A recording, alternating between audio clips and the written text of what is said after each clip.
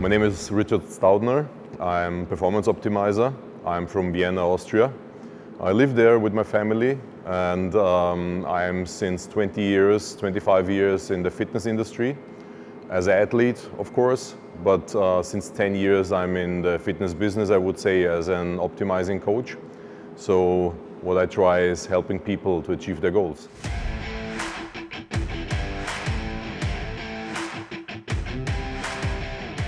Performance optimizer is someone who tries to bring people to their goal. So you have a day, like a competition or something like that, and you try to do everything to be on point on this day.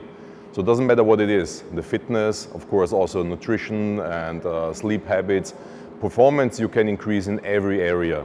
Doesn't matter if you are a soccer player or an MMA fighter or a pilot or something like this. Everybody has his personal performance level, and I try to bring this to the optimum. Not to the maximum, because the maximum will kill you one day. It's the optimum level.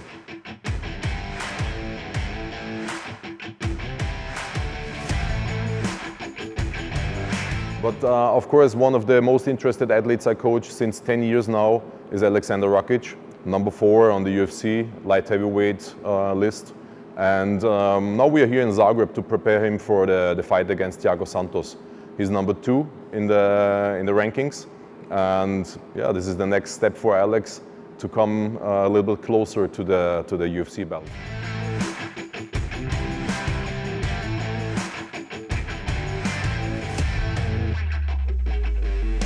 So around 10 years ago, I opened a CrossFit box in Austria.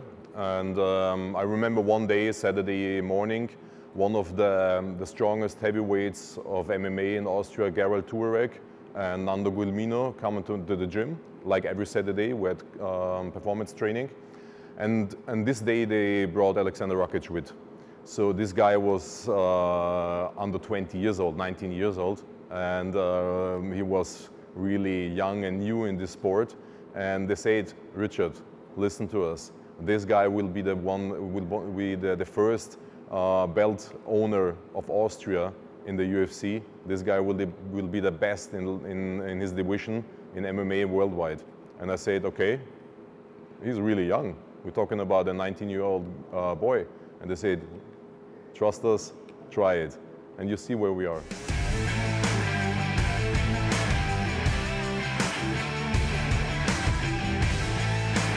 But the base is the base.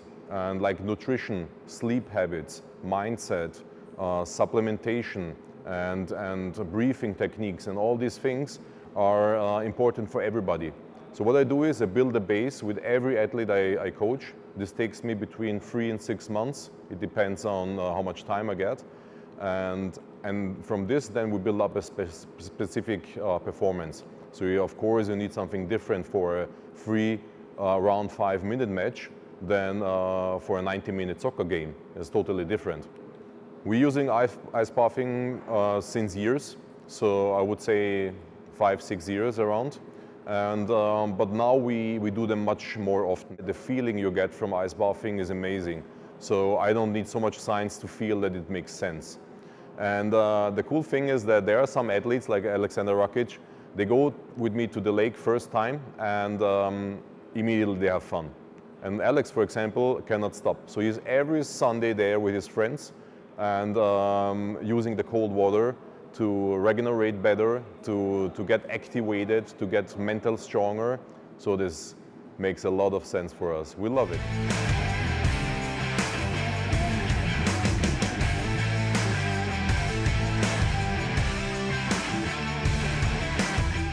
First thing is the time you spend in water is important, so we don't spend every time 20 minutes. It depends on the degrees, depends on the temperature outside, etc. The biggest difference between a cryo chamber, for example, or cryo sauna, there's a big difference, and the cold water is that the cryo therapy is more for people with medical issues. So for example, if you have your problems with your joints or with your skin or something like this, this helps a lot. And the good thing is it don't hurt so much. So you stay inside for 2 minutes with -80 to -120, 130 degree. And a lot of people can do this.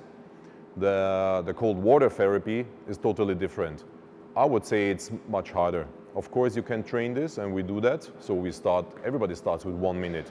Nobody goes into the lake for 20 minutes when it's the first time, except Aleksandra Rakića.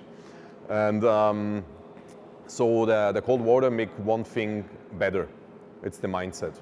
I would not say that you get a stronger mindset in the cryotherapy, because you just go into for 2 minutes and it's okay. For the water, you have to be prepared. So we do breathing techniques. We try to focus mentally. We go in and we try to keep this mental level. So this makes you 100% a better human being with a stronger mindset and, of course, a stronger fighter.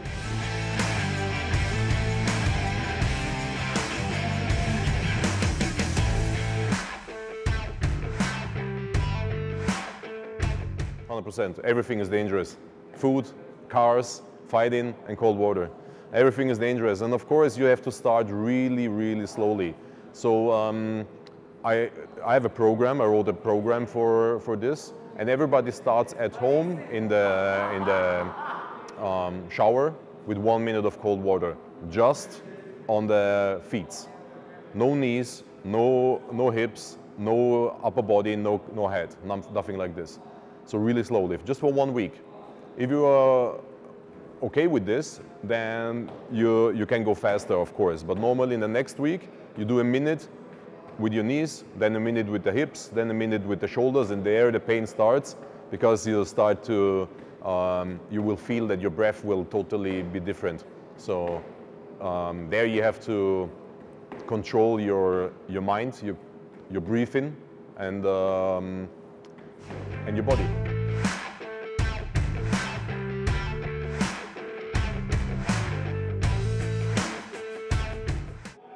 I'm a big fan of mental training, let's call it like this. You can call it also meditation or focus or whatever, concentration training, whatever you want, yeah? So if you go to a church, you do nothing else than this. If you pray 50 times something, it's a kind of mental training, you can say.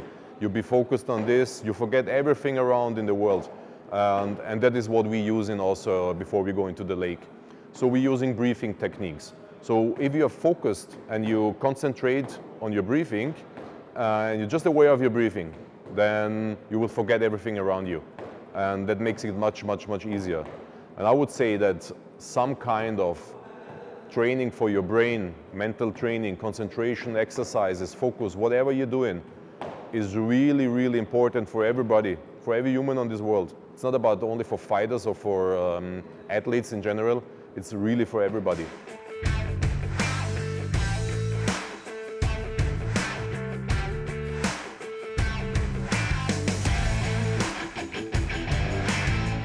What I would say the most important thing we have to realize is that everybody grows when he rests.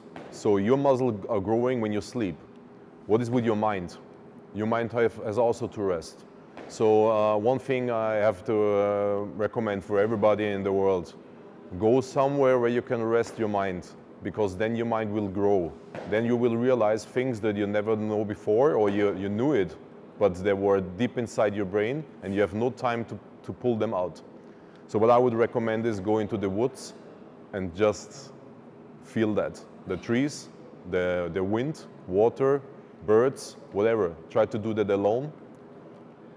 Let the music at home, your smartphone in the best case, and go really deep inside yourself. And like I said, maybe you find your ego. And this will be the best day in your life, I think.